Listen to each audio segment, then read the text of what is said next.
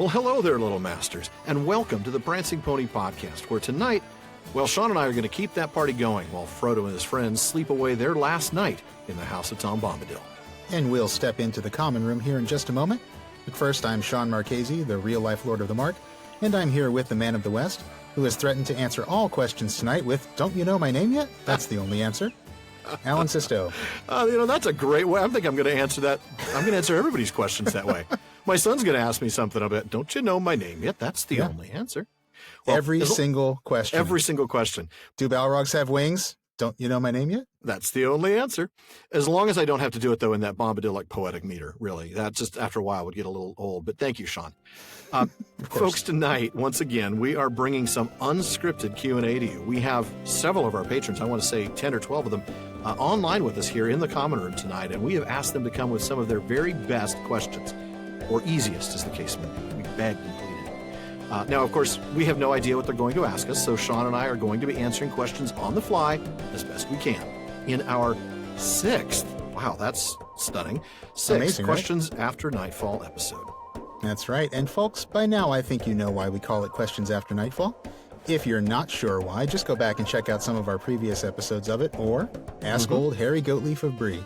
If he'll listen to you. But as with previous Questions After Nightfall episodes, aside from any possible edits for nervous coughs and time spent flipping through pages while we look for an answer, we intend to present this as it was recorded live. So everything you hear in this show tonight will have been recorded during the session. And if you'd like to get in on the next one, go check out our Patreon page at patreon.com/prancingponypod. We'll be doing Questions After Nightfall episodes every quarter, and we'll be inviting patrons at the Elrond's Honorarium tier and higher to join us. It's just one of the many ways we're saying thank you to our patrons, giving them the opportunity to get to know us a little better, make us laugh, stump us, humiliate us, confusticate him to bother us. That's exactly it. Well, before we get into that, though, we do have a little correction to make, a little confustication and bebothering we did to ourselves. In episode 114, that was our recent exploration of race in Middle-earth, we said that Tolkien was born in South Africa. Well, listener Trotter, our old friend in the UK, wrote to us and reminded us that that's not quite right. He said, "The Union of South Africa was not created until an act of the UK Parliament was passed on the 31st of May, 1910. South Africa did not exist when Tolkien was born, and his family were in the Orange Free State, and he was born in Bloemfontein in the Orange Free State in 1892. Now, of course, he's absolutely right. Yeah, we'd mentioned Bloemfontein, and I don't know whether we mentioned, I think maybe in episode 1 when we started doing biographical material, we may have mentioned the Orange Free State. But I think so, we did call it South Africa in the show. Now, the Orange Free State was one of the entities that became part of the Union of South Africa, and that is, of course, part of the modern Republic of South Africa. But at the time Tolkien's family were living there, it was a different political entity. And though we did know it, sometimes in our effort to keep the show moving along, we occasionally pass over a detail. But this was a really important detail, and Trotter was right to correct us on it. So, folks, we're sorry about that. We are. And folks, this is coming from a good friend of the podcast whom we've communicated with a lot. He was very gracious about our omission, let's say oversight. Something like that. He was really wonderful about it. He said, "Sorry, but I do get annoyed when it is claimed that Tolkien was born in South Africa, and I'd love to stamp it out. This is as annoying to me as The Lord of the Rings being described as a trilogy." Well, then, we got to fix that. He's really speaking to us with that analogy. Yeah, he is. He says, "I wish I did not get so cross every time this comes up, but I do." But he gave us a really friendly closing to the message. So yes, he did. And thank you, Trotter. We do appreciate you keeping us honest, and that goes for all of you out there. And while we're issuing amendments, here's another one. Back in episode 113, I briefly said something totally unprepared and off the cuff about Tom Bombadil's high opinion of Farmer Maggot. I had quoted Tom as saying that Maggot can see through a brick wall in time. Man, I knew that line's there somewhere, but it was not Tom Bombadil talking about Maggot. No. It was Gandalf talking about Barnum and Butterbur. And I didn't bat an eye because I'm thinking I've heard that before too. And I trusted you because that's the kind of co-host I am. Well, that's your first mistake. That's what we get for, speaking off the cuff. Yeah. But we did end up catching that mistake in time for our postscript on that episode on Patreon. But we haven't corrected it on the main feed yet, so I'm glad we've done so now. Indeed. But now we've got some guests waiting patiently to say hello. So without further ado, why don't we go ahead and get started? I think we're going to start with Chad tonight. Chad? Hello. Where are you joining us from tonight? I am in Louisville, Kentucky. Louisville. And make sure everybody pronounces that correctly. It is not Louisville. It is Louisville. Am I right?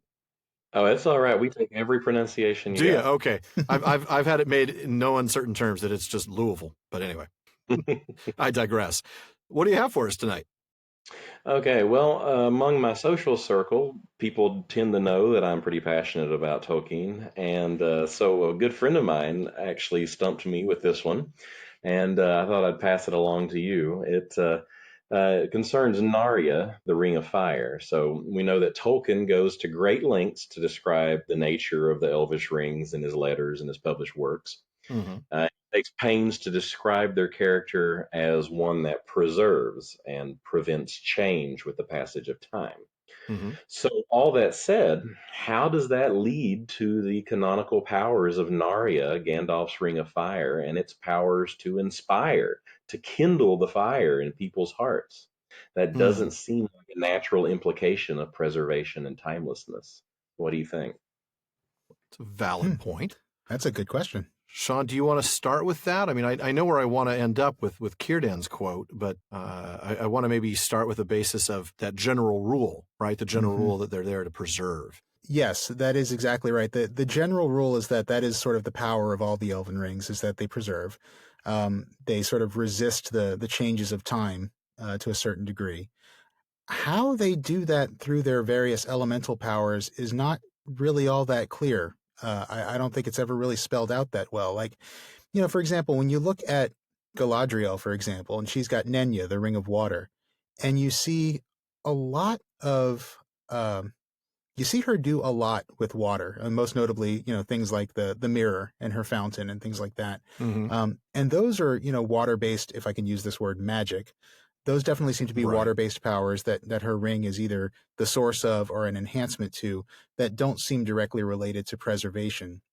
And then, as you said, Chad, you've got Gandalf, who's got Narya, who uses the Ring of Fire to kindle, to inspire hope and things like that, sort of that spiritual flame in people. Mm-hmm. I don't know that I've answered. I mean, I haven't answered the question at all. But we specialize in that. It seems to me that maybe one could say that those elemental powers are used for the purpose of preservation, even if they don't directly correlate to preservation themselves. Because again, I would say that that the Ring of Water that Galadriel wields doesn't, those water-based powers don't necessarily imply preservation either, to me. True. Well, let's go to the tape. Let's actually go to the Council of Elrond and look at the quote. That's one of the reasons I wanted you to start was because I wanted to find this quote to make sure that we got the full context to see if maybe that would help us. So this is Elrond explaining. Oh, sure. Let me shoot from the cuff so that you can be well researched. Well, the last time I shot from the cuff, I had misattributed and misapplied a quote simultaneously. So Glóin was talking about the three rings and was asking questions about whether they were idle, what the elves answer, and they didn't say anything. Elrond explains that the three were not made by Sauron, nor did he ever touch them. It's not permitted to speak of them. And then here's what he says. Those who made them did not desire strength or domination or hoarded wealth, but, and we get four things here, understanding, making, and healing to preserve all things unstained. So I think it's fair to say that preserving all things unstained certainly is one of the key purposes and key functions of these Elven Rings, but it's not necessarily the sole purpose. Understanding, making, and healing. And I would say, I would argue that the power of Narya to inspire people certainly fits under those other subcategories. Certainly understanding, healing in terms of healing the hurts of Arda. Exactly. Sure. Exactly. Yeah. And in fact, I want to go to the quote from Círdan the shipwright, and this is in Appendix B, and this is where Círdan transfers the ring to Gandalf. He says, "Take this ring, master," he said, "for your labors will be heavy, but it will support you in the weariness that you have taken upon yourself. For this is the Ring of Fire, and with it you may rekindle hearts in a world that grows chill." So I would probably fit that purpose of rekindling under one of those other subcategories, not necessarily strictly under preservation. Though in a broad sense, you could say it's to preserve the world as a whole, that it's a necessary function. Yeah. I was just going to say that. Actually, I think that answers it, what you just read about a world that grows chill. Yeah. I think the idea of using the Ring of Fire to rekindle a world that's grown chill, maybe there is a direct correlation because the world is growing chill because it's getting older. Enchantment and fairy things and hope are fading from the world. Yeah, the elves themselves are fading. Gandalf is here to rekindle that. That's right. And that is preservation of the world in a much more general sense than preservation of a realm. But I think in fairness, we've observed that ring doesn't have a realm associated with it the way that the other two rings do, being kept by Elrond and Galadriel, who sort of use theirs to preserve their lands in a bubble of time, of space-time, if you will. Right. Where Gandalf is always out and about and using his for different purposes. Yeah. I still have the question that I raised just a moment ago about Galadriel, and the elemental. How does her elemental power of water contribute to preservation? Then, if we've got an answer for how Gandalf's might, I don't know. That might be a question for her. Maybe the water, the power of being able to see things in the mirror. I don't know. Yeah. You could argue that it guides towards preservation by showing what might happen and hopefully giving people wisdom, but it's not clear. That's the problem. You can very easily make the wrong choice based on what you see in the mirror. Yeah. And I think I go back to the thing I said first when I was just kind of, talking off the cuff of the wielders of the three rings are using them with the purpose of preservation, even where the elemental powers might be sort of additional to that. Yeah. Certainly. Gandalf is definitely helping to preserve Arda with this kindling that he does. And even with the flood of the river that Elrond triggers, he's not exactly preserving the Nazgul's steeds. No, no, he's just preserving the realm, sacrosanct. He's keeping it intact. Yeah. But I think that's where we're going to have to head with that, is just that it's in a general sense preserving the world, if nothing else. And I would add one more thing to that, which is that it seems like a kind of a big disconnect because we think of fire as something that consumes, as opposed to something that kindles preserves. Is a great way of thinking about it, isn't it? It is. And I seem to recall Tolkien sort of lays out somewhere in the history of Middle-earth, I think, the idea of two different kinds of fire. There's a type of fire that consumes, which is like Melkor. Right. And then there's another kind of fire that inspires, that gives life. And that's things like, the flame imperishable and things like that, and Arian, the sun, and things like that. I just can't remember where that is. It might be in one of the old drafts of the Bridge of Khazad-dûm. Quite possibly. In History of Middle-earth. Well, we'll have to look that up. That's probably like part 3 of the answer there. But right. Chad, in the meantime, do you think we answered that to your satisfaction, or do you have a follow-up on that? Yeah, I think it certainly gives a lot to consider. As a counterpoint, I guess one could say that I feel like the emphasis in the Legendarium is that the preservation nature of the Elvish rings was overall a negative, was overall a mistake for the elves to create. And so that's where I'm kind of balancing the elemental nature with, a good thing present with the fire, but also against this preservation, which was ultimately an oversight on the elves' part. Kind of a giving into a temptation that they had. Yeah. And that's what I wonder. Was the concept originally not so much the idea of preservation, not so much a mistake, but the execution of it in terms of trying to keep things entirely unchanged as opposed to, well, I don't know. I mean, I suppose that really is what preservation is, isn't it, Shawn? I mean, to truly preserve something, you do have to keep it exactly as it is, unchanged. And that would be the mistake. I mean, Tolkien himself explained that quite clearly in his letters, that was really the great temptation for the elves, and it was a problem.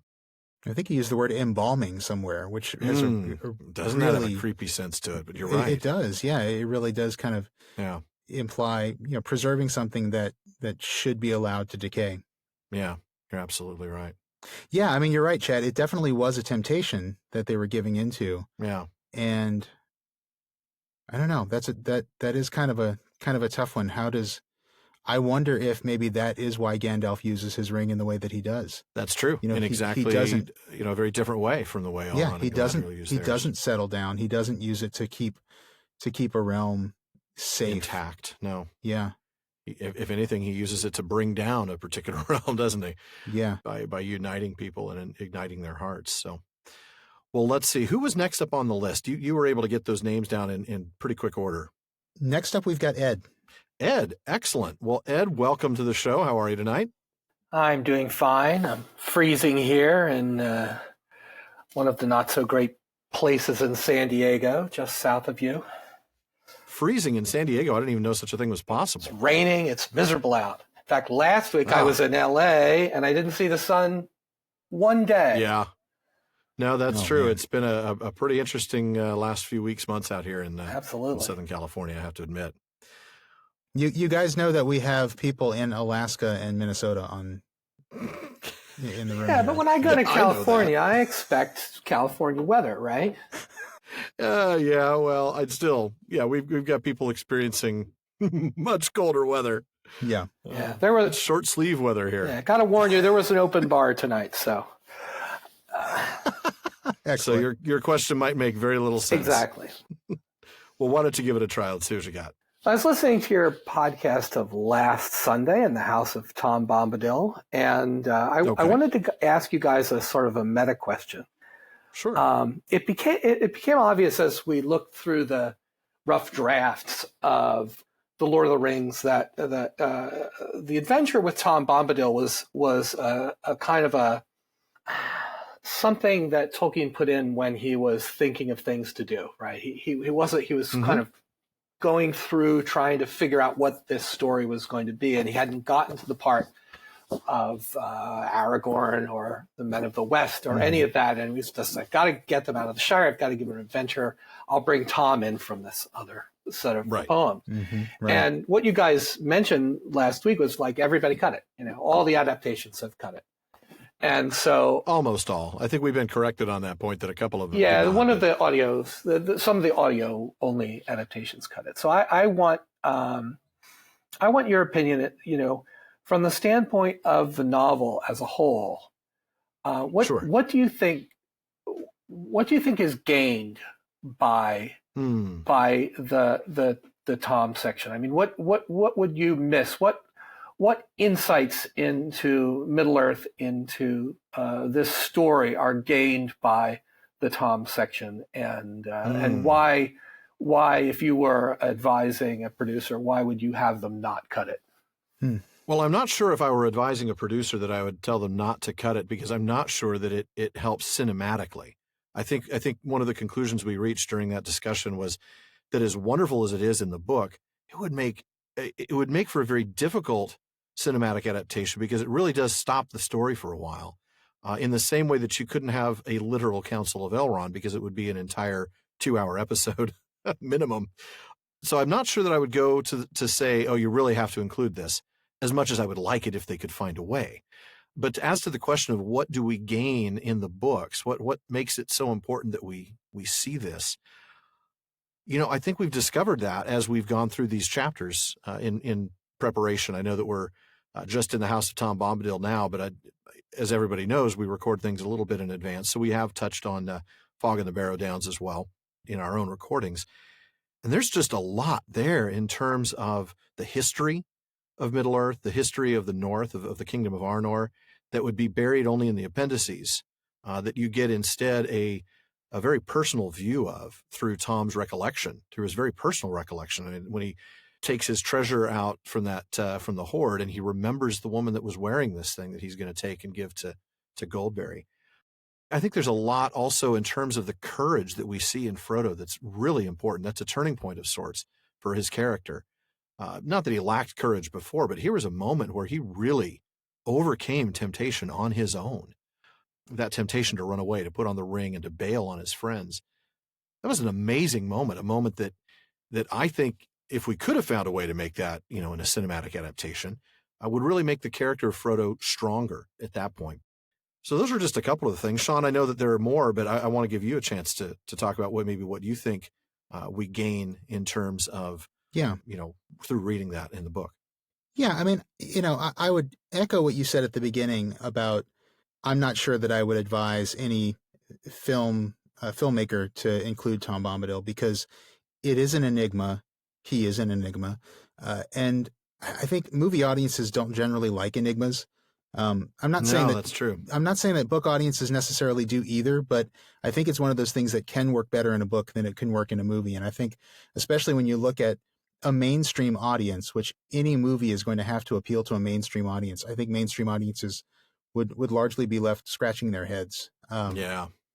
And I think it would just be a challenge. It would be a challenge to do it right, and it would be a challenge to keep the audience happy in doing it. And so I can completely understand why he's always been taken out. And to be honest, I haven't really missed him for the most part. I mean, in the movies, I've come around to now where I really like Tom in the books, but in the movies, when I watch Peter Jackson's movies, I've never really missed, him not being there. I feel like the movie, I might miss him a little bit. I think we talked this to death, but I'd love to have seen the Barrow Downs and all of that. But I missed the Scouring of the Shire a lot more than I missed Tom. Let's put it that way. I think that is much more crucial to the story cinematically than is Tom. Yeah, but because that's the after picture of who the hobbits have become and things like that. And I do want to throw something out there. Chad makes a very good point in the chat room here as we're talking. He says that Tom's occurring at the allotted place in this refuge danger sort of rhythm. He's got a good point. I don't know that.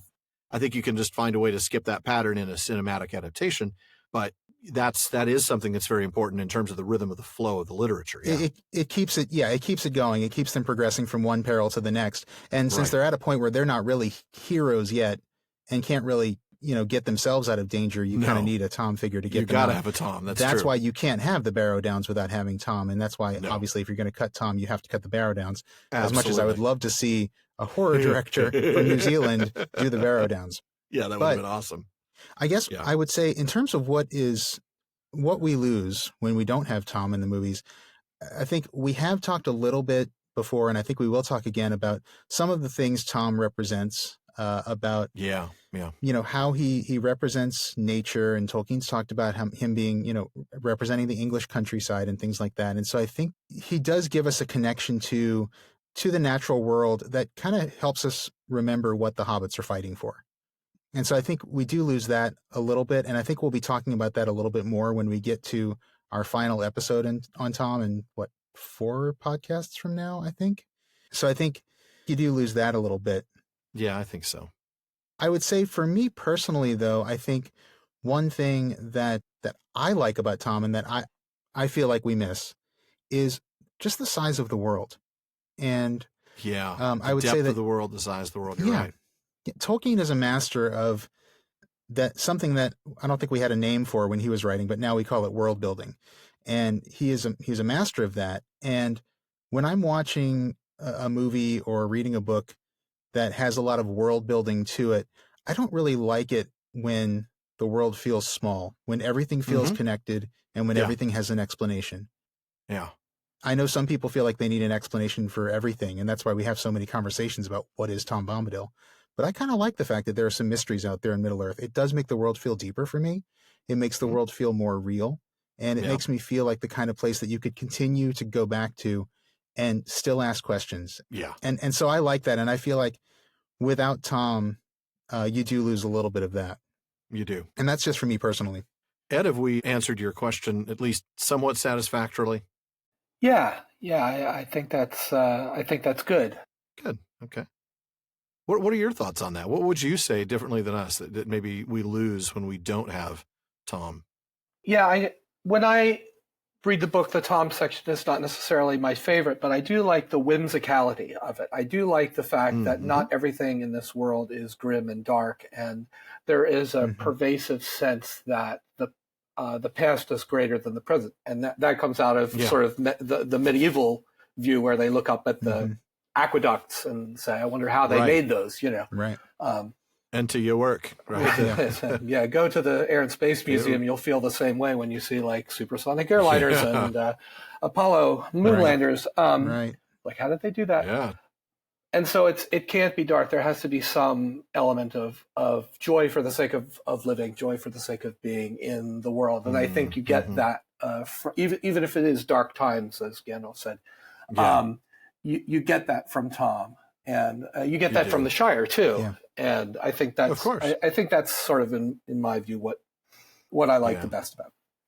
Fair enough. Especially after you see Tom handle the ring, and you see that there is somebody that the ring cannot corrupt. Yeah, that's a beautiful thought too. He might completely forget about it, as we'll discuss when we get to the Council of Elrond. He's not necessarily somebody you can entrust with it, but no. But there is somebody who's just so detached from everything that he's not corruptible by the ring. It gives you hope immediately in the story in terms of the power of the ring. Yeah. Yeah.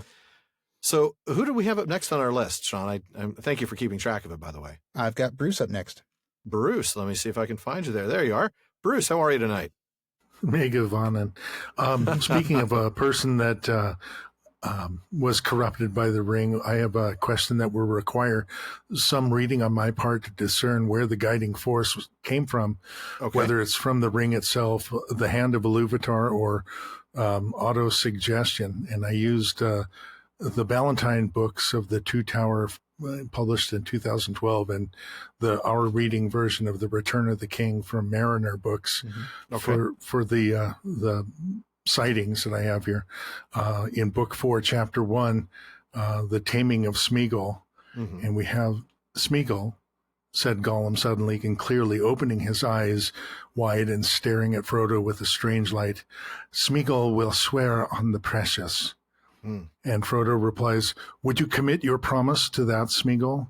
It will hold you, but it is more treacherous than you are. It may twist your words. Beware. And then from the Two Towers, Chapter 3, the Black Gate is closed. You swore your promise on what you call the precious. Remember that. It will hold you to it, but it will seek a way to twist it to your undoing. Frodo then spoke of his command, even if it were to leap from a precipice to cast yourself into the fire, such would be my command. And then when Smeagol was talking to Faramir in Two Towers, Chapter 4, the Forbidden Pool, Smeagol promises to Precious, promises faithfully. And lastly, in our reading edition of the Return of the King, Chapter 3, Mount Doom, page 925, the third paragraph, my precious, oh, my precious. And with that, even as his eyes were lifted up to gloat at his prize, he stepped too far, toppled, wavered for a moment on the brink, and then with a shriek, he fell. So is this Spabimi? Spabimi. You'll get it right for me.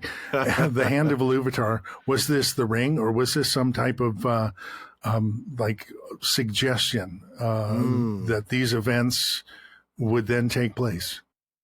Wow. Oh, that's going to be a hard question there. Thanks, Bruce. Well, I think the answer is there's going to be a mix of things. That last bit, him falling off the precipice, that I can't help but see as being the little shoving hand of Iluvatar right there.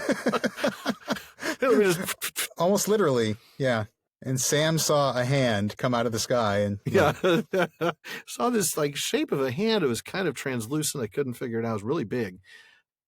That doesn't seem like that could be the ring in danger, holding. Right?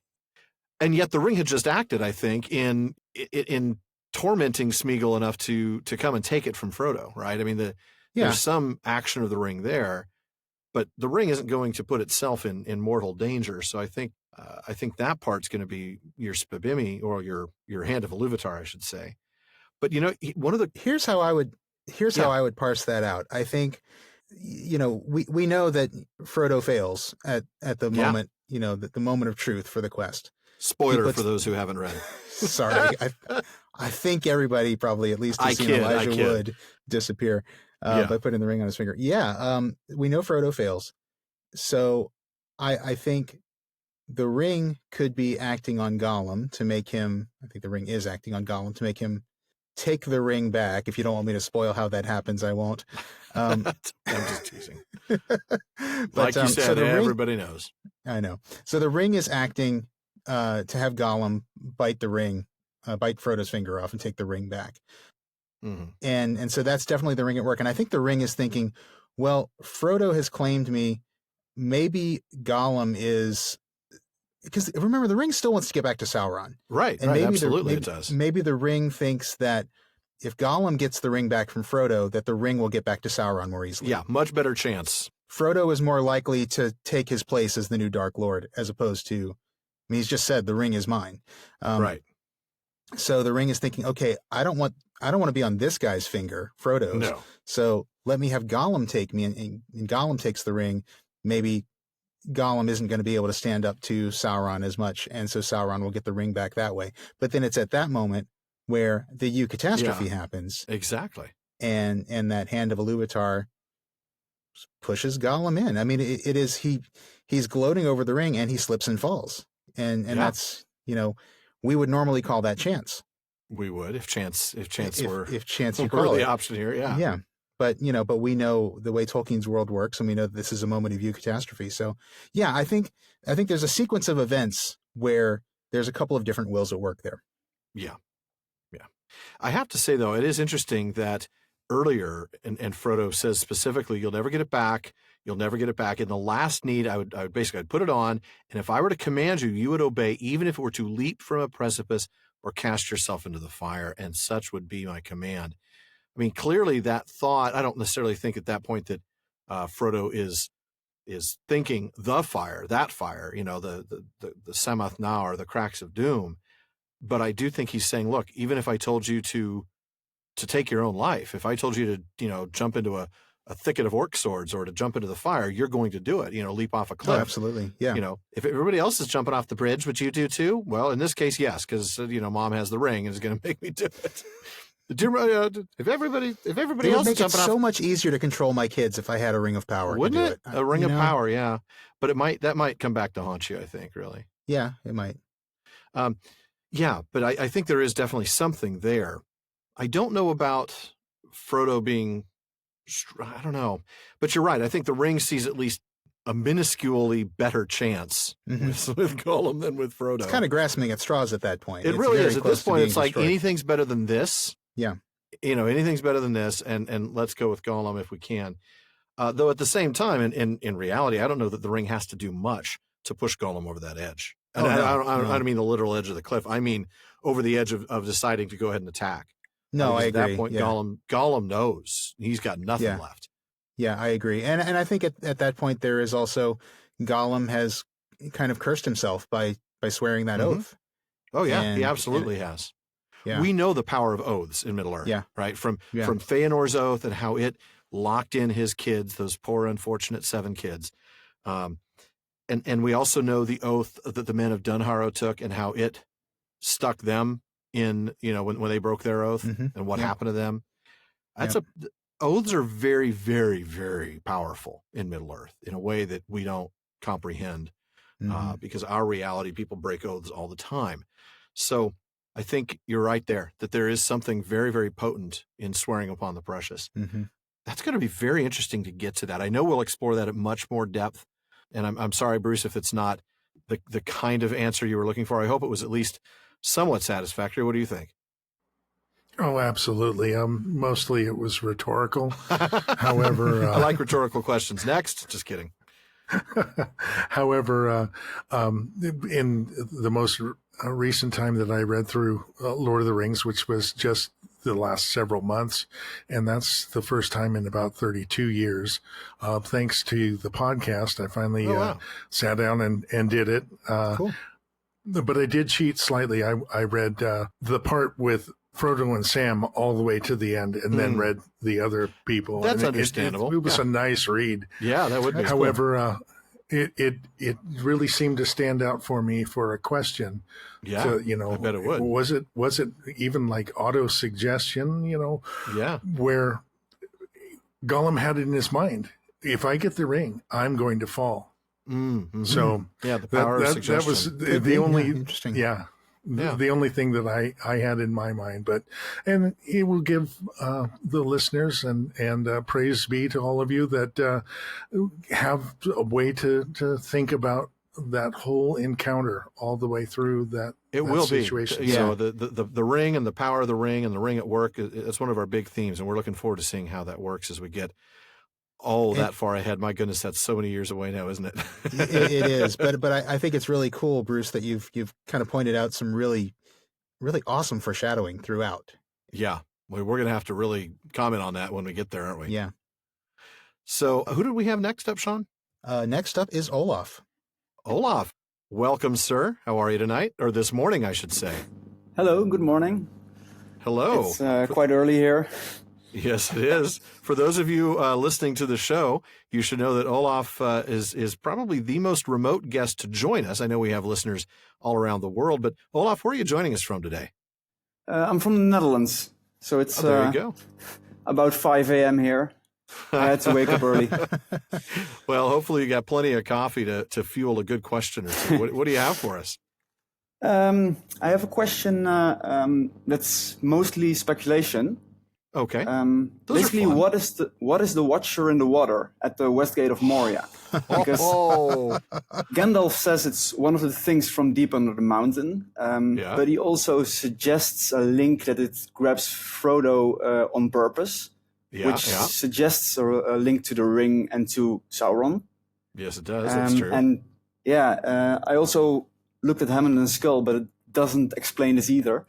So I thought maybe you had something else. Speculation indeed. Boy, that is going to require some. Shawn, my goodness, where are we going to go with this one? There's not a lot there, is there? I'm looking at the chapter right now. I'm going to take a look and see if I've got. And sadly, I don't have the reader's guide in an e format, so I can't look it up right now. But if he says it doesn't have anything in it, then there's not much there. My goodness, that is. I think one thing we've learned. And we've learned this a little bit in the Tom Bombadil chapter, is that there can be evil things in the world that aren't necessarily aligned with Sauron.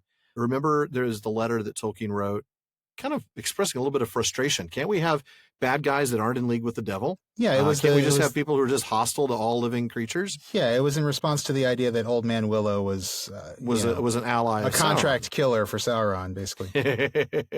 he was Boba Fett to Sauron's Darth Vader. Yeah.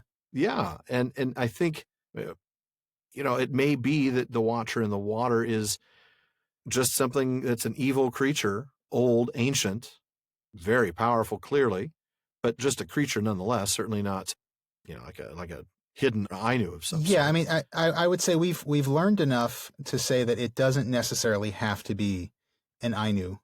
No, and it doesn't necessarily have to be in league with Sauron. No. But it could be. It is interesting that it grabbed Frodo. Obviously, that does trigger the thought of, it must be something.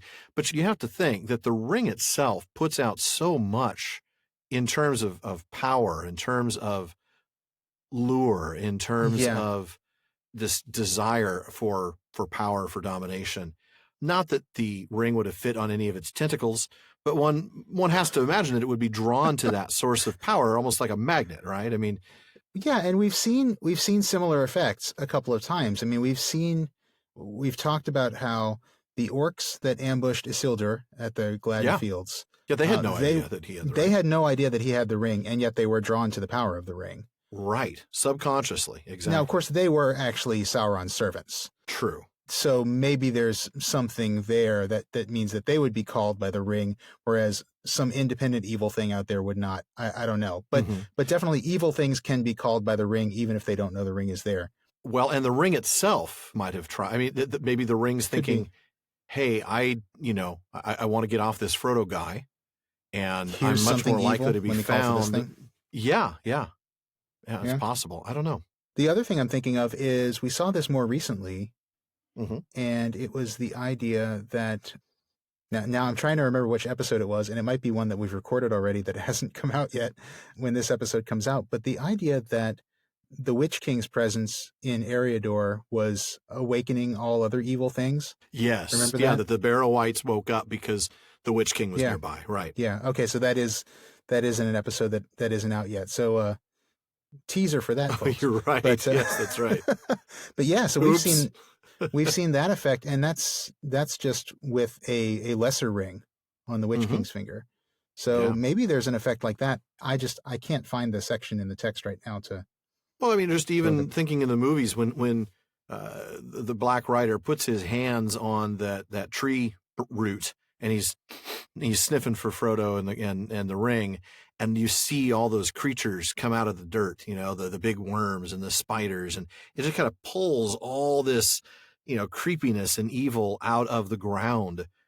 It's the same kind of thing here. This is just an evil beacon, as a couple of the folks in the chat room have mentioned, Yeah. drawing evil to itself, even if it's unallied evil, if it's just generic evil. Yeah. But one of our listeners has also added this. Tamsin links us to a comment from Wikipedia. She says there's an essayist out there by the name of Alison Harl who speculated that the Watcher may be a kraken created and bred by Morgoth in Autumno, and that the Watcher in the water represents itself as a gatekeeper, sort of in that archetypal hero journey, right? To guard the doors of Durin, keeping the heroes from entering into new territory. So that's, a possibility. Release the kraken, Yeah. Yeah. But I like the idea of just, evil is drawn to evil, even if it's not conscious in that case. The Watcher in the water may not be aware of the ring's presence, but it's aware that there's something powerful, something potent.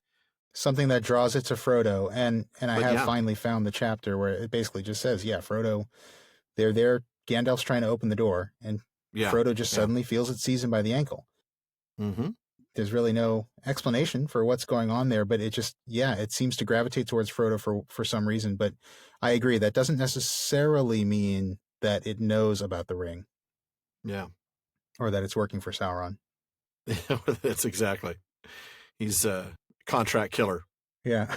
Gandalf says something has crept or has been driven out of dark waters under the mountains.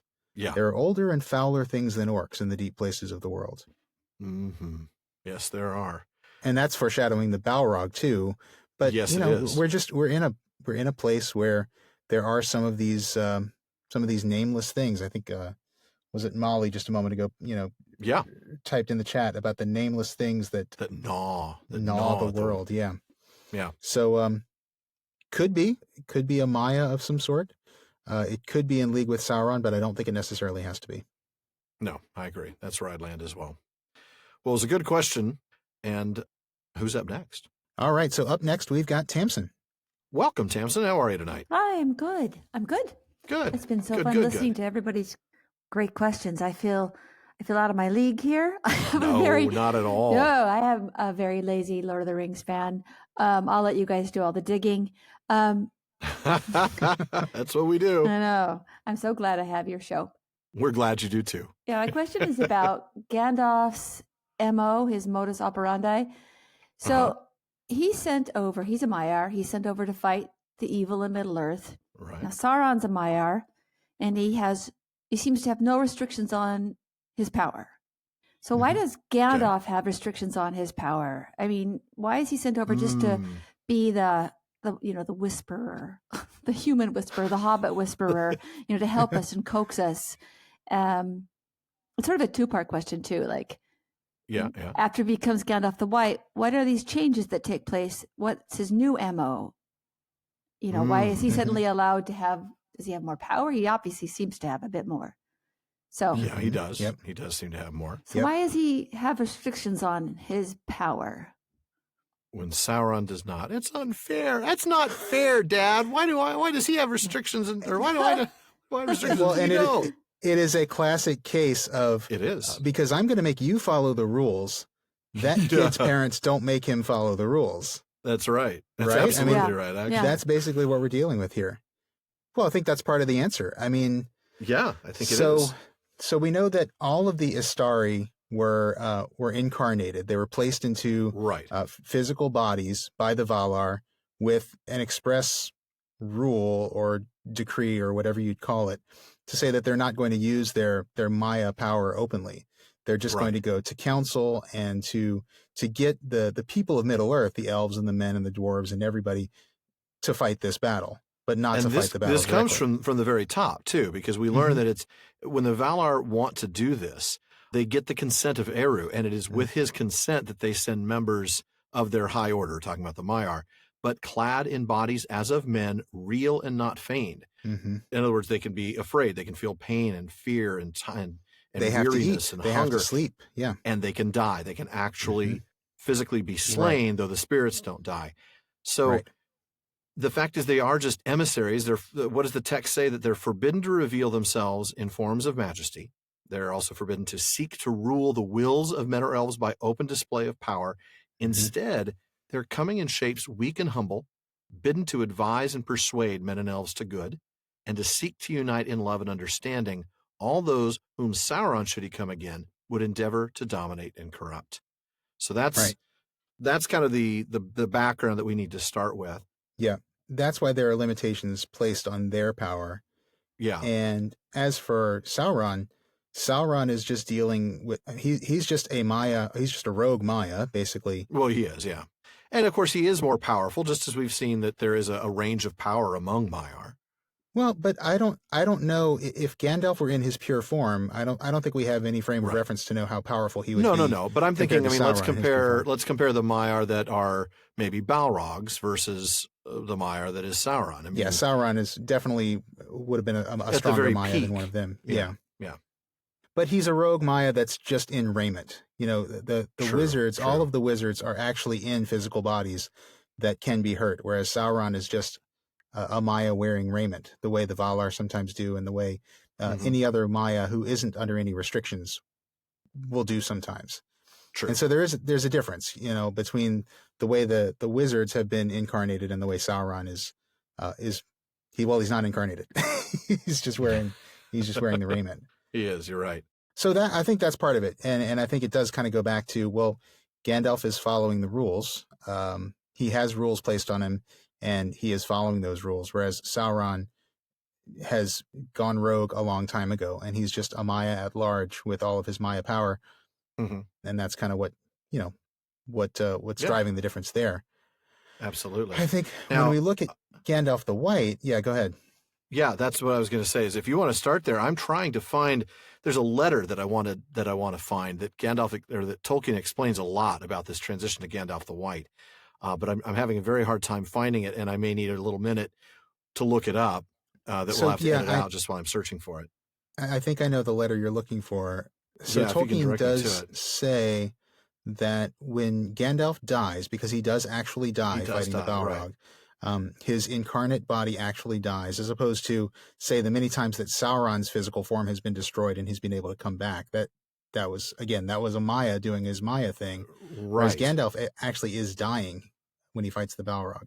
Yes, that's correct.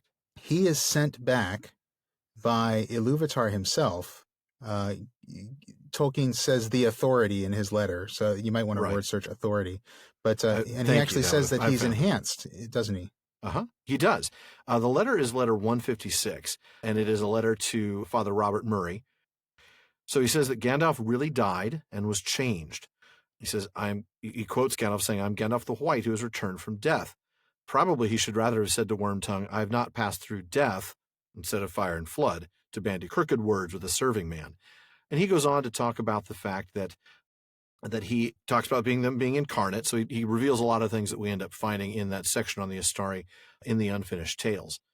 So then we get to this part of the letter that's really helpful. He says that the wizards were not exempt. Indeed, being incarnate, were more likely to stray or err. Gandalf alone fully passes the tests, on a moral plane anyway. He does make mistakes of judgment. For in his condition, it was for him a sacrifice to perish on the bridge in defense of his companions. And he talks about how all he could know at that moment was that he was the only person who could direct the resistance to Sauron successfully, and all his mission was vain. He was handing over to the authority that ordained the rules, and here he capitalizes authority, so we're talking about Iluvatar, and giving up personal hope of success. That, I should say, is what the authority wished as a set-off to Saruman. The wizards as such had failed, or if you like, the crisis had become too grave and needed an enhancement of power, so Gandalf sacrificed himself, was accepted and enhanced, and returned. There you go. That's it right there. Yeah. Both his wisdom and power are much greater, Tolkien says. When he speaks, he commands attention. The old Gandalf could not have dealt so with Theoden nor with Saruman. He is still under the obligation of concealing his power and of teaching rather than forcing or dominating wills. But where the physical powers of the enemies are too great for the goodwill of the opposers to be effective, he can act in emergency as an angel, no more violently than the release of St. Peter from prison. He seldom does so, but then he gives a couple of examples, like when he rescues Faramir, for instance, and then when he's left to forbid the entrance to the city of the Lord of the Nazgul. Mm-hmm. This is where he's been enhanced. That's what we're talking about. Yeah. Mm-hmm. And Tolkien makes it clear later in that letter, because I did find my ebook of it. Good. That this is a moment of eucatastrophe, really. Because it is, absolutely. The way that Tolkien describes, the authority had taken up this plan and enlarged it at the moment of its failure. Exactly. He's been saying in this was... letter that the Astari, the wizards, had failed. Saruman had been corrupted. Yeah. Radagast had forgotten about what he was supposed to be doing. The Blue Wizards, who knows? And then Gandalf dies. So, Operation Istari has failed at that point. And so that's when Iluvatar steps in right at the moment of defeat. And now we're Istari version 2.0. Yeah, exactly. Yeah, so, absolutely. Well, Tamsin, I hope that answered your question adequately. Do you have a little follow-up on that or anything?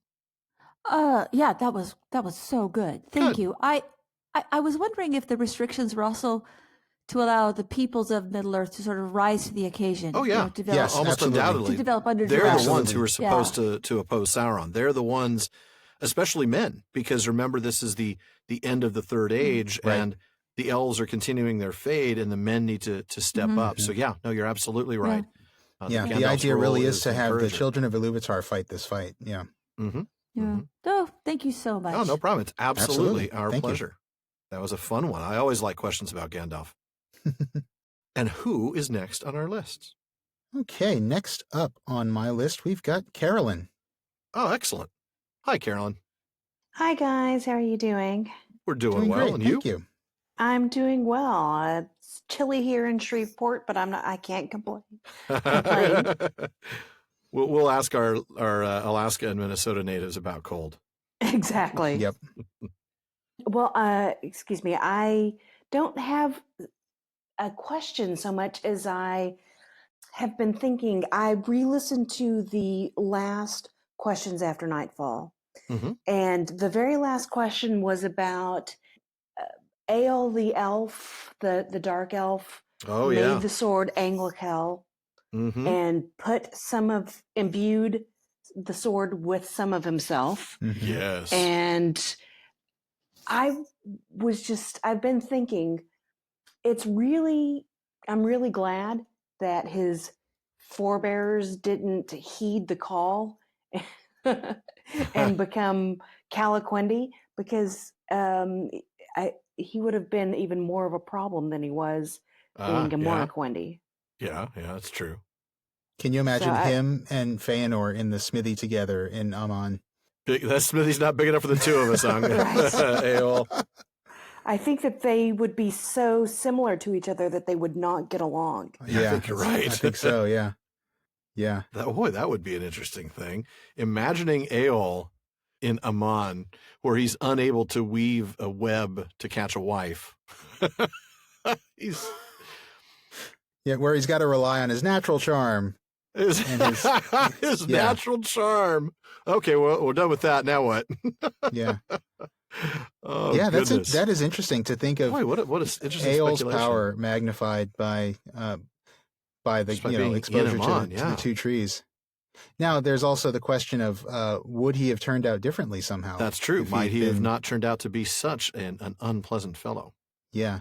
I don't know. I mean, I know one of his big complaints, this isn't the only reason that he was an evil person, but one of his complaints was with the Noldor coming back to Beleriand, and that's true. And taking over the Sindarin land. But I can't imagine that he would have been that different. I don't No, it just seems like his personality was his personality. But in very few parallel universes, is Eöl a good guy? Really? Right. I mean, that's kind of my thought.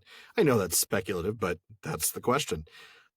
He would have been very sad without so much black to wear. I mean, that's true. He needs to express himself in black, and I just don't see there being a whole lot of black armor in Amon. No, a lot of blue clothes. All amongst the Vanyar there, but interesting. Eöl in Amon.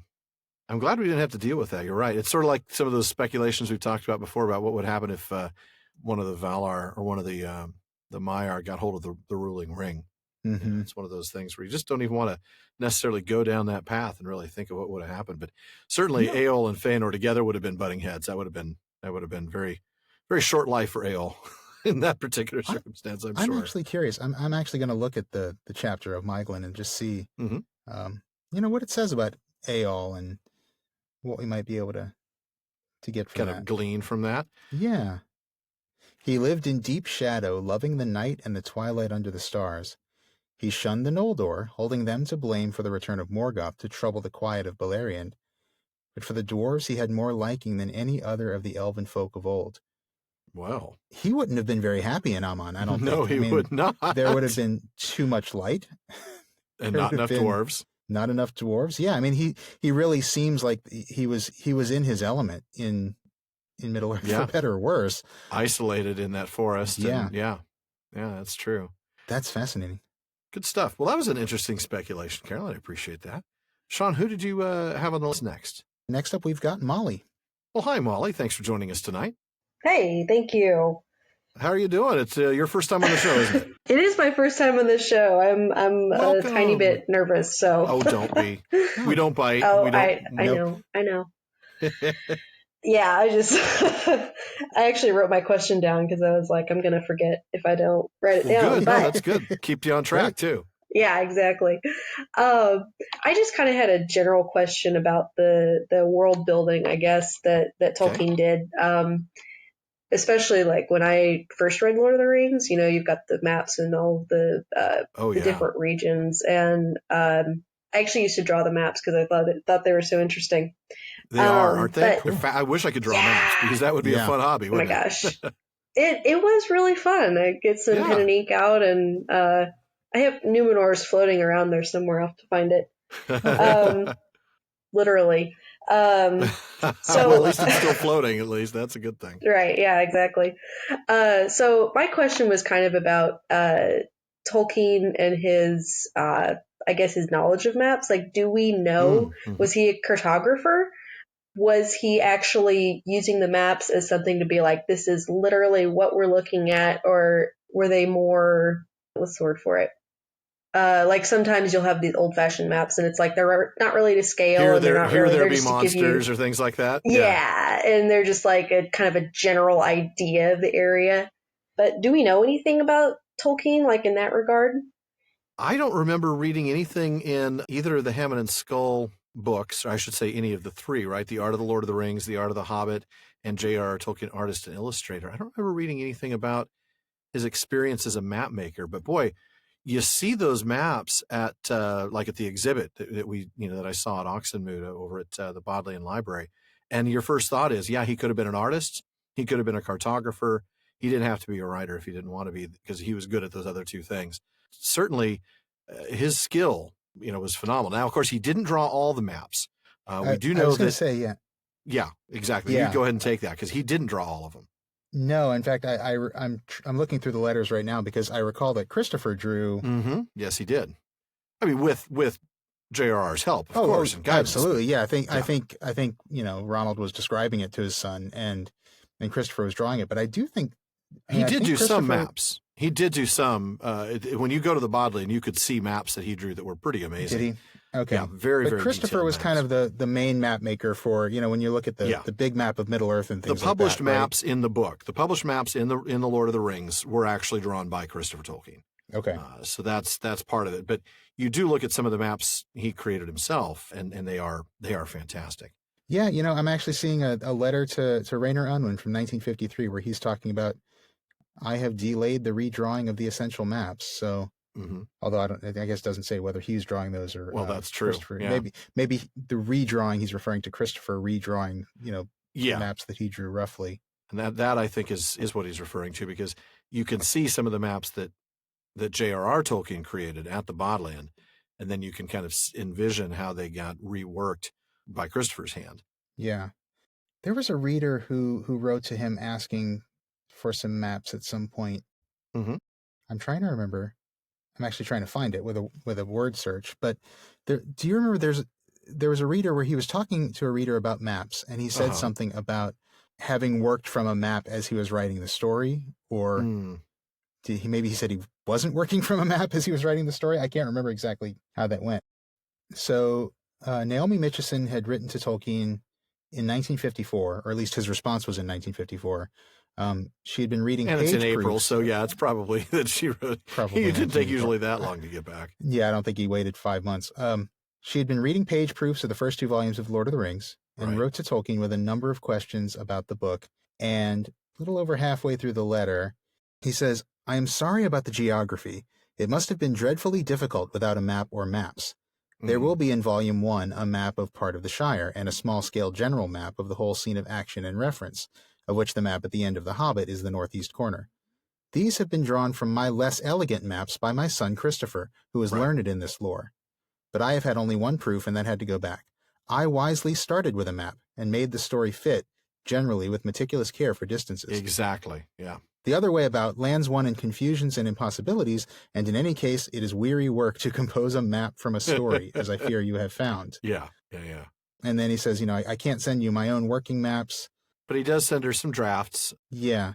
But he asks for them back. Yeah. He definitely did some, but the ones that you see in the published works were put together by Christopher. By his son, by Christopher. That's correct. Apparently Christopher he said he was learned in this lore, so Christopher must have had, I don't know, he must have had some sort of practice in cartography or taken some courses in it somewhere. Yeah.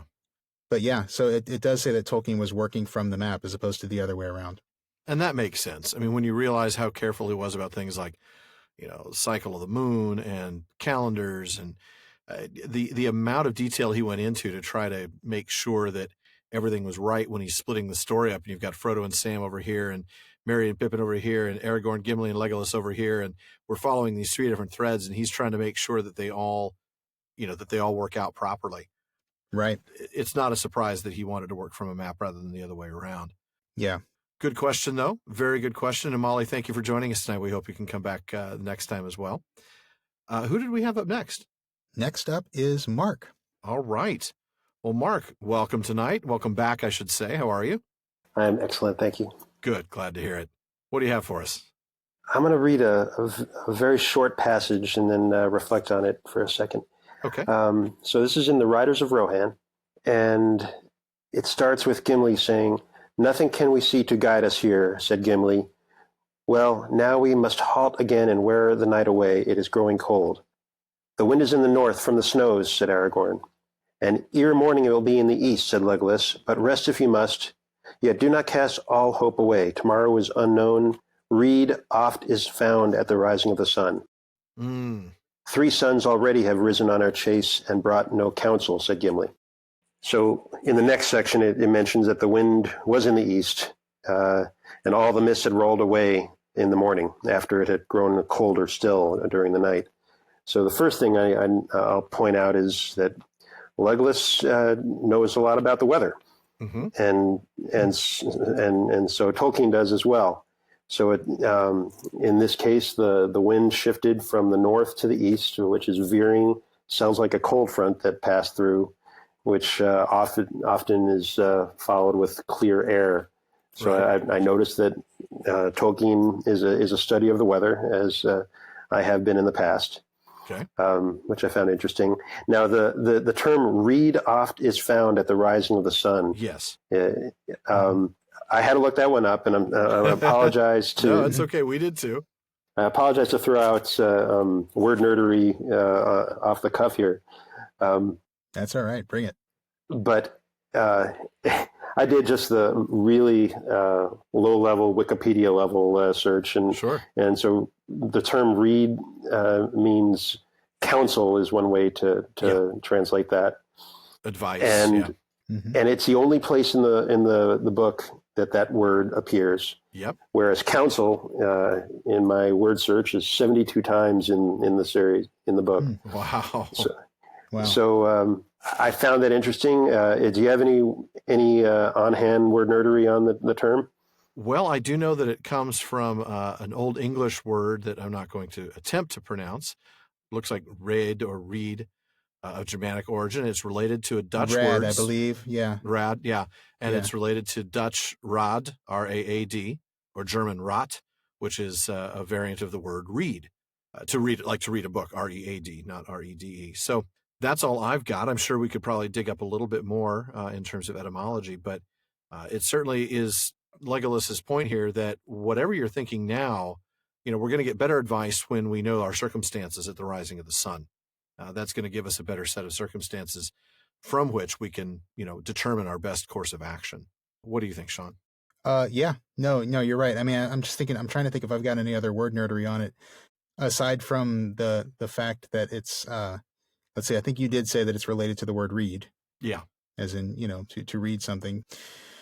So it is definitely kind of a thinky, knowledge-y word in Old English. The only other thing I can think about it is that it's, if people have heard of the Anglo-Saxon king Ethelred the Unready, the reason he's called unready is not that he was unready for a battle, it was that he was not counseled. Right. But that's all I've got on it. I mean, I think you're exactly right in terms of what it means here. Yeah. It is very interesting to me that Tolkien so frequently uses the word counsel and not the word read, because read is the Germanic word. Counsel is a Latin root word. Latin. And we know it's that a he very does tend to go archaic for those word, though. Germanic words. It's very archaic. I mean, that's not Counsel a word no, read. Well, read. No, that's true. That's true. And it could be, that Legolas is older and wiser, and so he's using the word read. Yeah. Maybe he's also being a little bit sort of proverbial here. He might be citing a proverb. He might actually be reciting a proverb. Yeah, read oft is found at the rising of the sun. That sounds like a proverb. So it does. And Gimli certainly understands what it means. His response is 3 sons already have risen on our chase and brought no counsel. It's not like he has to say, you and your big words, elf. What does that mean? Right. Yeah. But it is interesting. You're right. Counsel used over 70 times and read used only once. Yeah. Certainly the observations of the weather kind of fall in line with the question we just answered about the maps.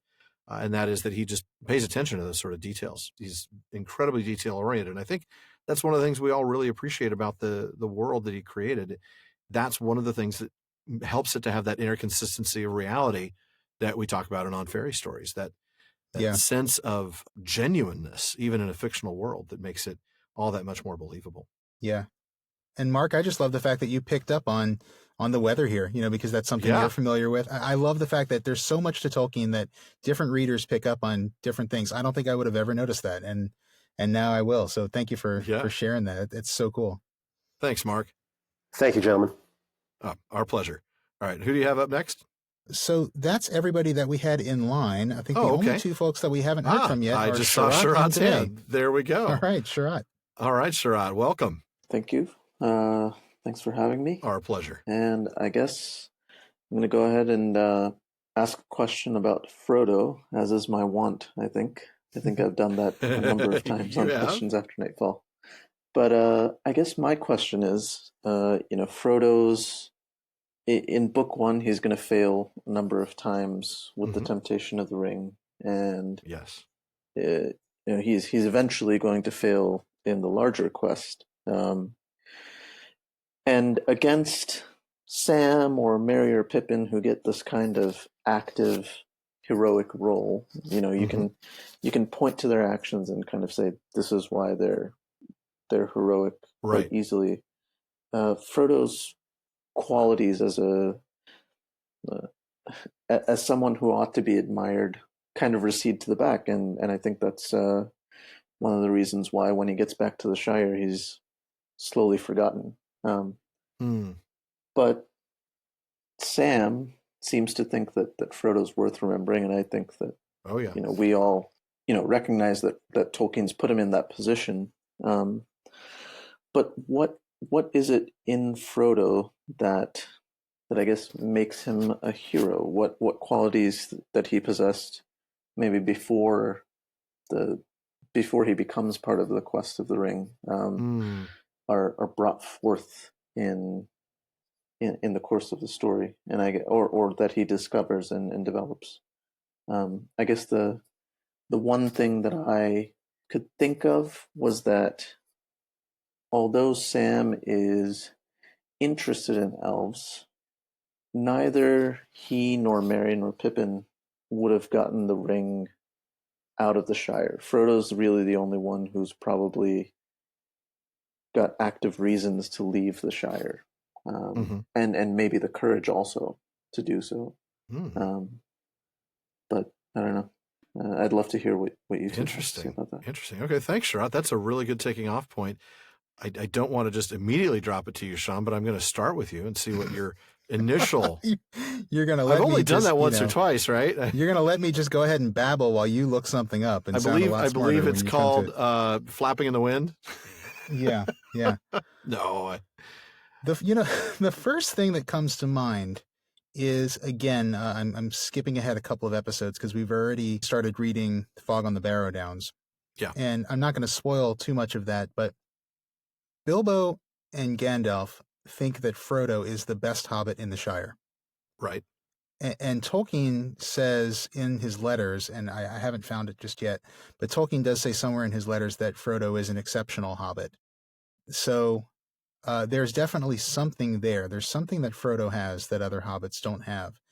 And when I'm thinking back to Fog on the Barrow Downs, that mention of Frodo being the best hobbit in the Shire happens right before a moment of incredible courage, a moment where he almost abandons his friends, basically, in the barrow and runs off with the ring. And almost, I won't say almost, he thinks it over. He considers it, and he doesn't do it. He ends up sticking with them, and they all end up getting out, as we know. Right. So I think those two are connected. I think that this exceptionalism in Frodo, this thing that makes him the best hobbit in the Shire, is somehow related to this moment of courage, this moment of determination that he has. And so right off the bat, I think probably the qualities we see in that episode are some of the things that Frodo has that other hobbits don't have. Maybe it's an ability to keep it together in a crisis. That maybe comes from having a little bit greater wisdom and maybe a bigger perspective on the world. We know how parochial hobbits are, and Frodo is a little bit different. Frodo sees things a little bit bigger picture because he has been raised by Bilbo, and maybe that gives him a perspective on scary things that kind of helps him keep it together in a crisis situation like that. And maybe even somebody like Sam, as loyal as Sam is, would Sam have been more likely to run out on that situation under the barrow? Maybe. Merry or Pippin, probably even more so.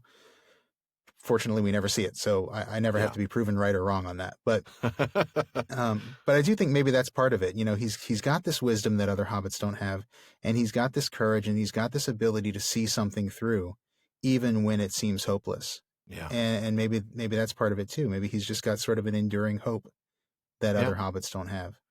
I agree. And we do see him fail at the end, but he gets to the point where he fails. He fails a few times. I think you said that, Sherrod. He kind of has these moments of temptation throughout, and times where he puts on the ring. Even like a Weathertop. That's really a failure. And he just barely escapes. But he does continually go on, and he continually sees it through, and he does finally get to the point where, yes, he fails at the end at the cracks of doom, but he's already taken the ring far enough for the eucatastrophe to come in and kind of take it the rest of the way. So maybe it's that. Maybe it's just sort of determination and wisdom that other hobbits don't have, and just an ability to see things that other hobbits don't see.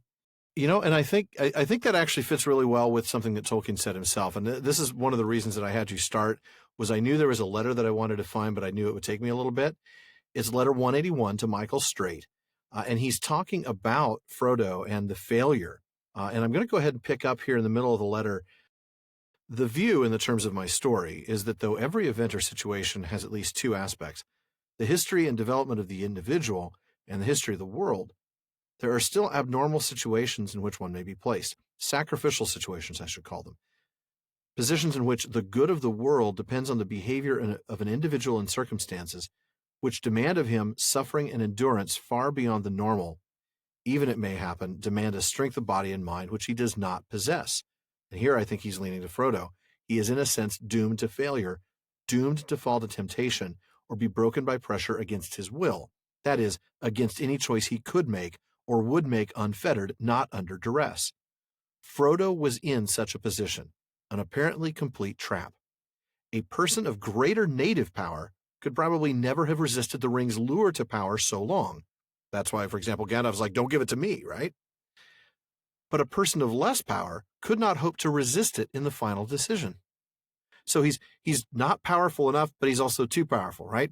I mean, you think about Sam. Sam could never have hoped to resist it in the final decision. Already, Frodo, this is back to Tolkien's own words, already Frodo had been unwilling to harm the ring before he set out and was incapable of surrendering it to Sam. The quest, therefore, was bound to fail as a piece of world plan, and also was bound to end in disaster as the story of humble Frodo's development to the noble, his sanctification, or like you like to call it, the ennoblement.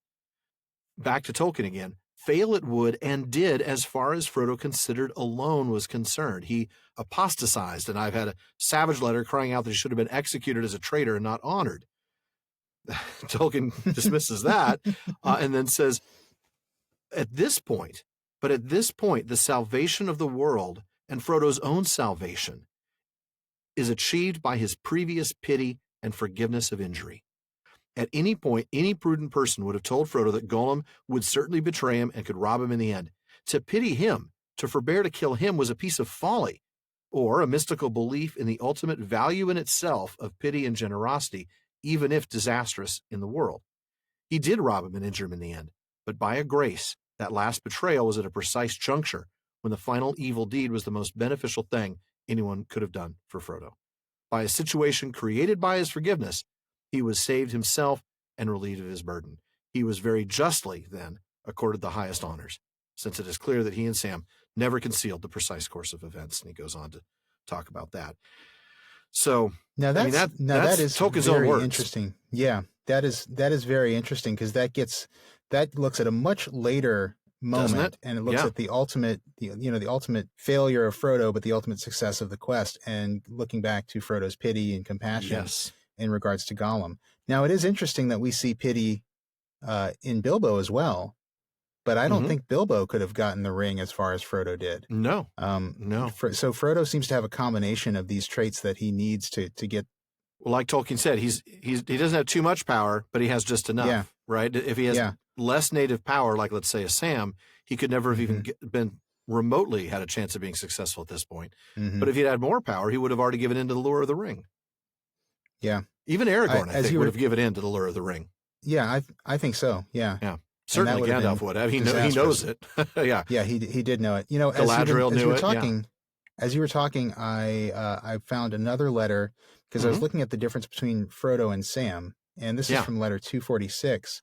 And this kind of describes something that Frodo has that Sam does not have. It says, Sam was cocksure and deep down a little conceited, but his conceit had been transformed by his devotion to Frodo.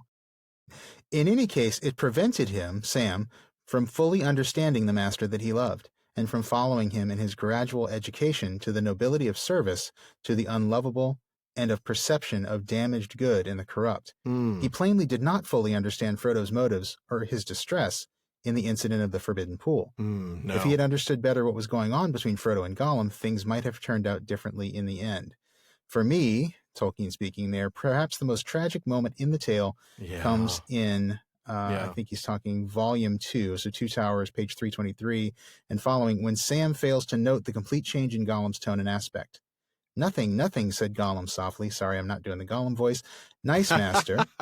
His repentance is blighted, and all Frodo's pity is, in a sense, wasted. Shelob's lair became inevitable. Ouch. So basically, he's talking about the fact that Sam would not have had the pity and the compassion that Frodo had. No. And so Sam probably would have abandoned or possibly killed Gollum in self-defense long before. And so then, the eucatastrophe at the end of the Cracks of Doom would not have That's correct. Would not have it happened the only way it could have happened. Absolutely. And that so sacrifice, Frodo's got this combination. Exactly. That sacrifice of Frodo, and it was a sacrifice, is what makes him a hero. You combine that with the empathy, his ability to have pitied Gollum and made that decision consistently and over. It's not like he just had one opportunity to pity Gollum. He had to make conscious decision pretty much every day not to kill the guy. Yeah, that's true. Yeah. And for that, he's rewarded. Absolutely. And he should be. Yeah. Great stuff. So I think Frodo's the only Hobbit who could get the ring as far as he did.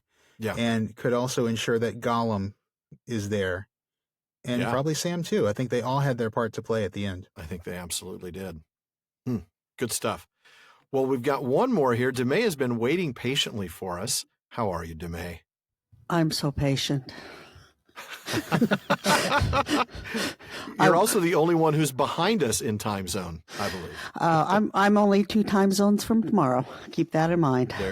Okay. Well, listening tonight, I kind of readjusted my questions, so I kind of scribbled down some notes, so it's really disorganized. Okay. People talked about world building and talked about the hand of Iluvatar, however we pronounce it. And So I wanted to actually kind of say, yeah, this is probably tied into those things. But it has to do with one of the things that I loved about these books and have loved forever. And that is the way the story gets woven together by a master organizer. I don't know how Tolkien pulled this off. Today I was just reading the part about Flotsam and Jetsam, where they find the tobacco, the pipe weed, and they pull it out there, and they're kind of wondering, well, how'd this get here? Well, of course, that weaves back around to the Scouring of the Shire. And for him to keep track of that, man, this is before computers. I can't keep track of things organized on a computer. But anyway, kind of cut it short here. We hear that example I just pulled out. That is actually a bad thing that he's weaving, like Vare, Mando's wife, who weaves. Anyway, that's a bad thing that has been woven in, but it's counterbalanced by all of the other things, which are if chance you call it, and the eucatastrophes that happen on the good side. So my question is to you guys is, do you think that that's balanced, the weaving of the bad things being pulled up that get woven back in and you find them later turning up in the story? Is it balanced with the hand of Iluvatar doing the if chance you call it kind of thing? Oh, okay. I see what you're talking about. All right. That's a very good question. Consciously or not, I don't know that he was keeping score per se and saying, we've had, 7 good things come back, 7 little moments of chance. Everyone need to have some balance on the bad side, sort of like the Force or something like that. But I do think that he sees all of it, both bad and good, as weaving towards that inevitable conclusion, as weaving towards the finish of that plan. And this kind of comes back in a way to the concept of spibimi, right? I mean, shall prove it mine instrument. The idea is that even when a bad person does a bad thing, like in this case Melkor, it's going to still be used to accomplish the goal of Iluvatar. So when Tolkien weaves these things into the story, it's kind of like chance, but the negative version of that. It's something that we may prefer not to have happened. It's simply just another thing, another step in the journey that needs to be taken to accomplish the end goal. At least I don't think I'm exaggerating that too much, am I, Shawn? No, I don't think so. I mean, it's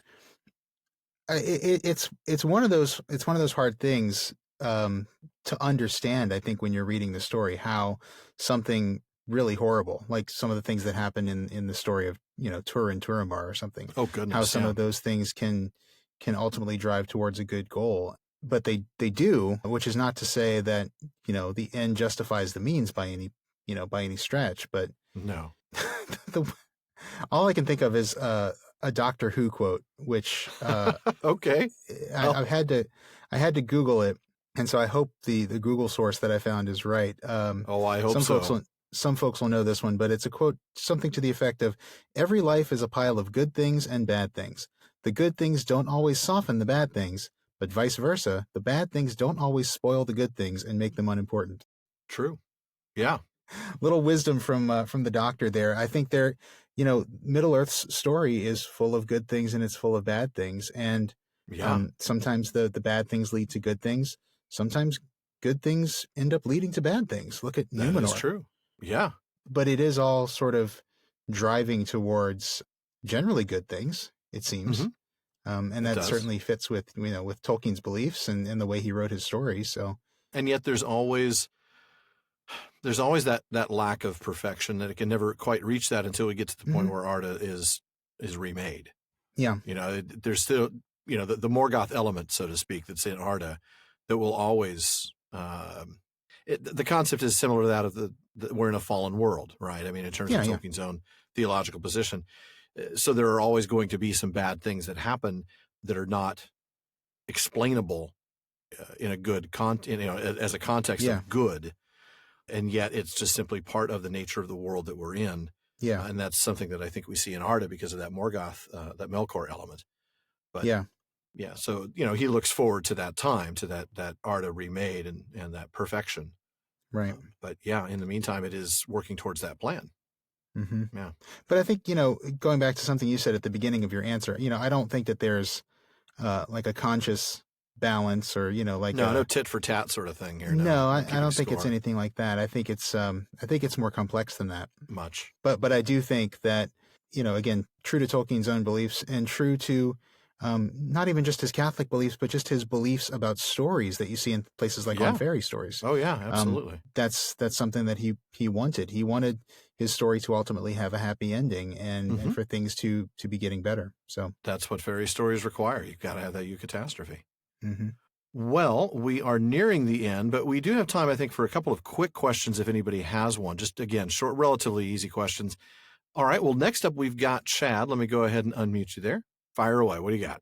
Hi, so this is an old one that goes back to the early days of the internet, before there was Peter Jackson films or anything. One of the things that Tolkien fans always used to banter about was the classic contradiction between whether Sauron's name can actually be said or written out, or whether it cannot, since you have the mouth of Sauron.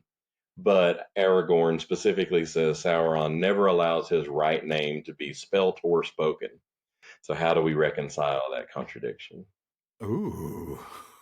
Let's find that original quote where Aragorn says this. It took us a little bit of time, folks, but we found it in The Departure of Boromir.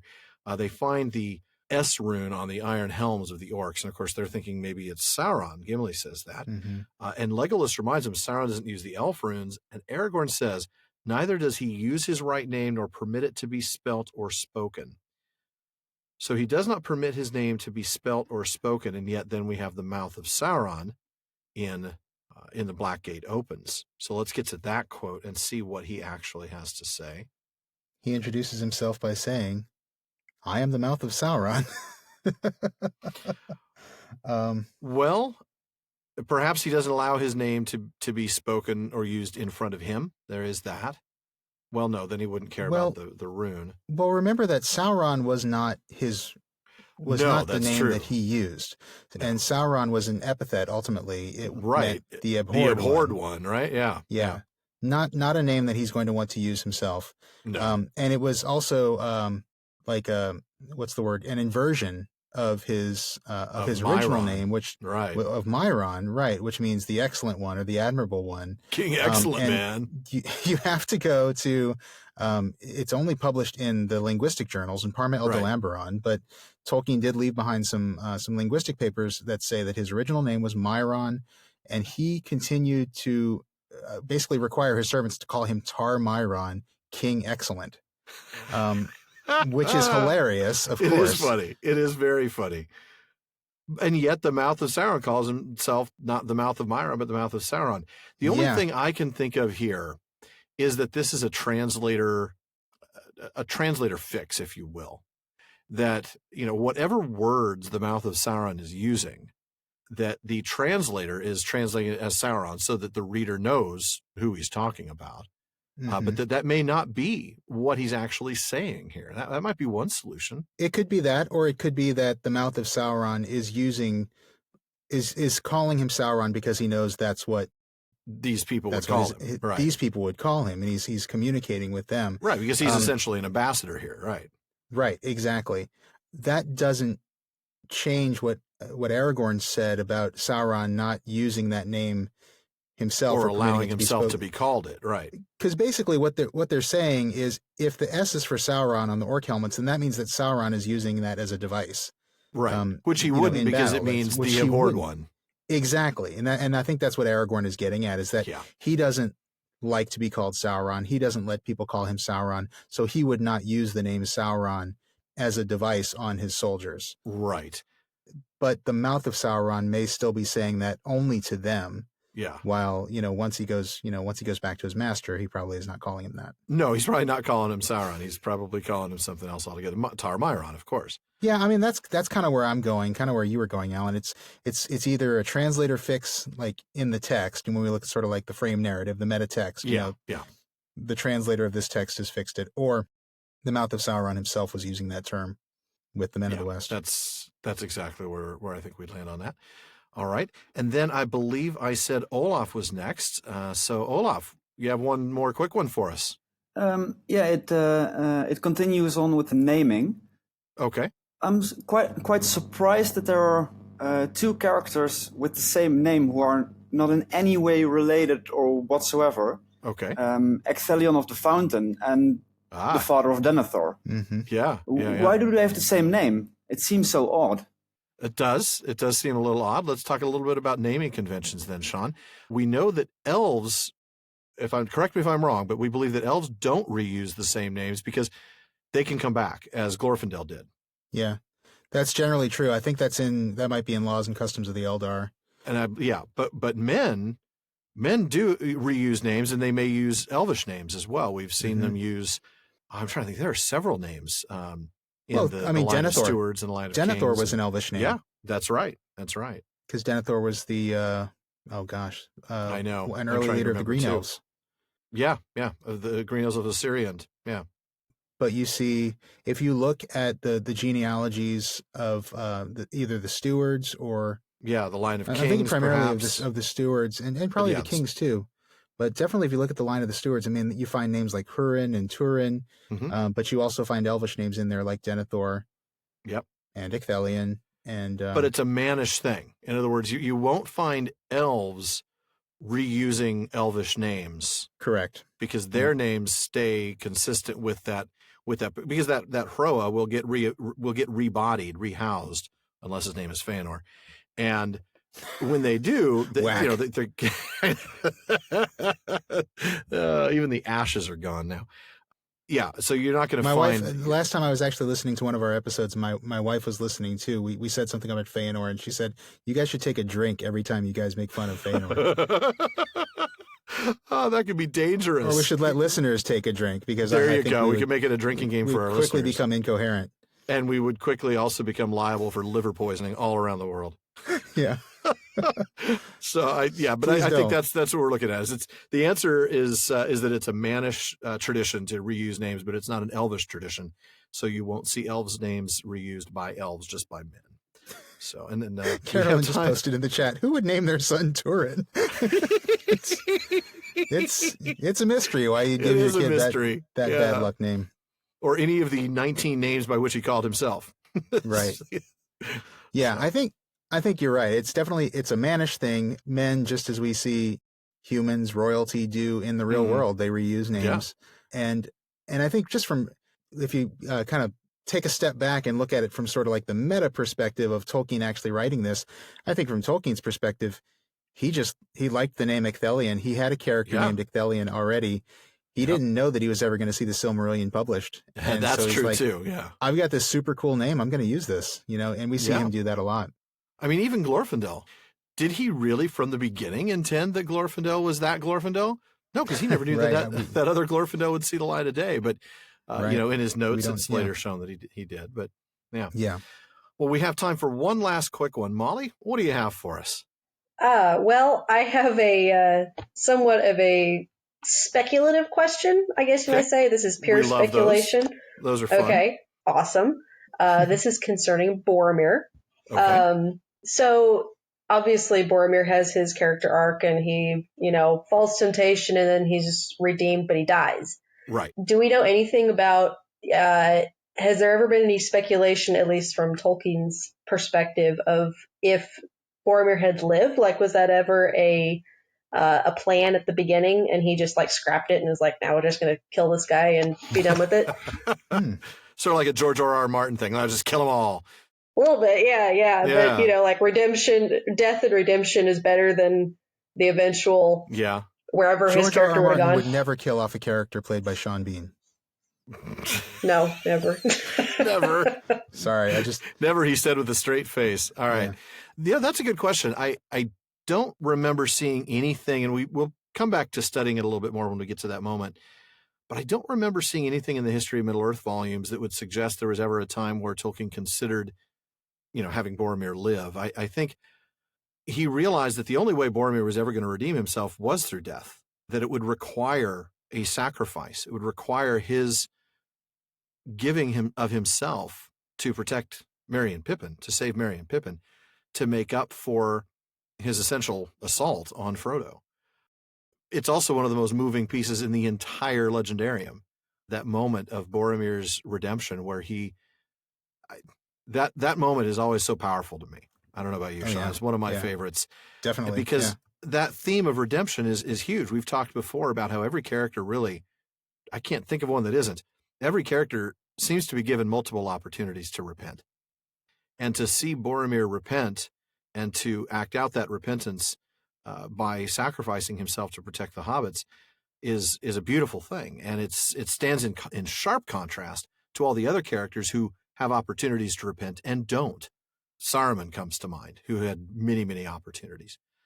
And I think, and I'm speculating here, but I don't remember anything that indicates he ever thought, oh, let's figure out a way to save this guy. I think he just always saw Boromir's death as a necessity to his redemption. But that his redemption was also something he desperately wanted to have, be a part of the story. Yeah, I can't remember anything that suggested that he was going to live. I'd have to go back and look. But I think, what you're kind of saying, Alan, is like the way Boromir's character arc went, that was really kind of the only place he could go. Yeah. And I think he did what the character needed. But I'm with you. I can't remember ever hearing that he thought he was going to let him live. I was trying to think, like, did he, because Faramir was a later addition. He just sort of came up with Faramir out of the blue one day. In fact, he talks about that in a letter to Christopher going, I just ran into this guy. Right. I like him, but I think that was long after Boromir had already killed off Boromir. So killed off, that really does sound like George R.R. Martin. Sorry. But after he'd already written that. And so I think, I don't think he wrote off Boromir so that he could bring in Faramir. I think it just happened. I think he just realized that's where the character had to go. Yeah, I think you're right. It's just an inevitability of the result. Yeah. An inevitable result of the choices that he made. Yeah. All right. Well, man, that was a fun one, wasn't it, Shawn? It was. Thank you all. Absolutely. That was a great discussion, everyone. Thank you all so much for joining us for Questions After Nightfall. We do hope you can join us again for the next one. And folks listening at home, we hope you will all join us again next week for another special episode, this time for Tolkien Reading Day. Oh, that's right. Yep. Every year on March 25th, that's the date of the fall of Barad-dûr, the Tolkien Society organizes Tolkien Reading Day. They encourage fans to celebrate and promote Tolkien's works by reading favorite passages. This year's theme is Tolkien and the Mysterious, and we've got some really cool readings lined up for you. Yes, we do. And in the meantime, as we said at the beginning of the episode, if you'd like to get in on the next Questions After Nightfall, be sure to visit patreon.com/prancingponypod. And don't forget that when you join at the Gift of Gondor level or higher, you'll also get access to our exclusive content, full-length bonus episodes every quarter, along with short postscripts to each of our chapter-based episodes. And if you've been listening recently, you've heard us talk about how close we were to our next goal of setting up a Discord server. We've actually been in the process of getting that set up, and we should have that done by the time this episode airs. Yes, we should. But to keep our embarrassment amongst friends, that Discord server is limited to our patrons at the Gift of Gondor level or higher. So if you want to listen in live during an episode recording, again, check out patreon.com/prancingponypod.